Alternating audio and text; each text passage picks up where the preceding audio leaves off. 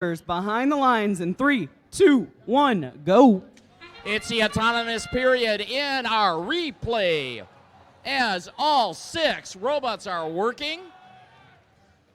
Gems up in scores, Bees score. Iron Eagles are up and engaged, as are the Trobots, and we move into the teleoperated period with red up 42 to 24.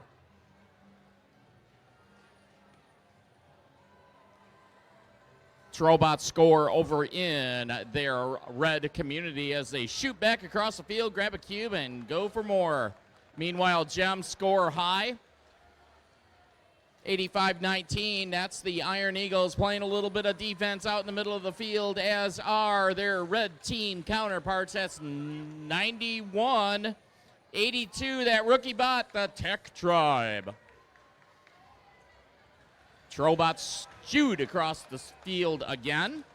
Got a couple red robots tied up, tangled up a little bit in the blue community as Bees extricate themselves from that into the blue loading zone and back for more.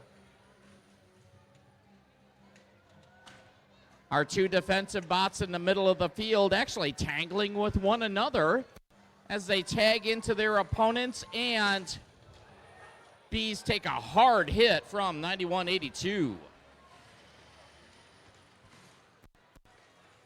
We've got a minute left in this one. Reds up 94-67. Gems continue to fly across that field. Trobots doing what they do as the Bedford Express. Cube in hand, let's see if they score low. We're getting close to our end game period. We've got 3 links on the blue, 3 links on the red.